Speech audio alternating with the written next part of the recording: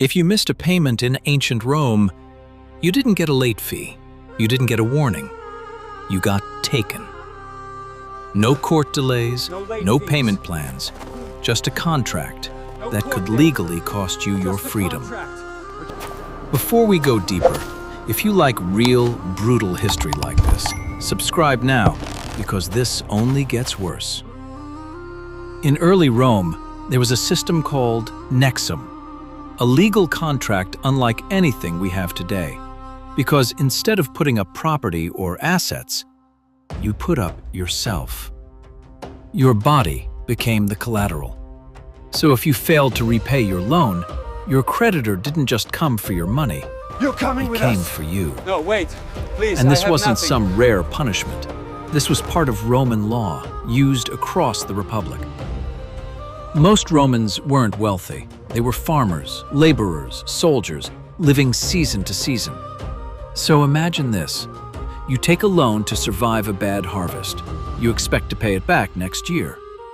But the next year is worse. Now you owe more. And then the day comes, you can't pay. Under nexum, your creditor has the legal right to seize you. Not symbolically, physically. You could be dragged from your home, in front of your family, and taken into custody. Some were chained, others were locked inside private rooms. And from that moment, your life changes. You are no longer fully free. You are now bound to your creditor, forced to work, to repay a debt that may never fully disappear.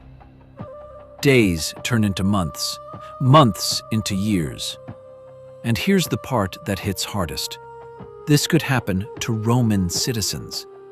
Not slaves, not criminals. Citizens.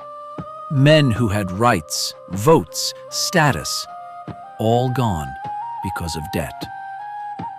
Picture this, the Roman Forum, crowded, loud, public. A man stands there, not accused of violence, not accused of theft, just debt. His creditor steps forward, speaks a few words, and legally claims him.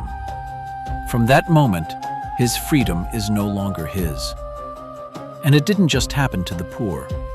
Roman soldiers, men who fought in wars for the Republic, often came home to find their land destroyed, their income gone, and debts waiting. They had survived battle, only to lose everything at home. Some of them were seized, chained, forced into labor by the very society they had defended. And in earlier periods of Roman law, things could be even more extreme. There are accounts describing debtors being held in chains for long periods, being physically punished, and even being controlled by multiple creditors. Imagine owing money to several people, and all of them claiming a part of you. One person divided between multiple owners.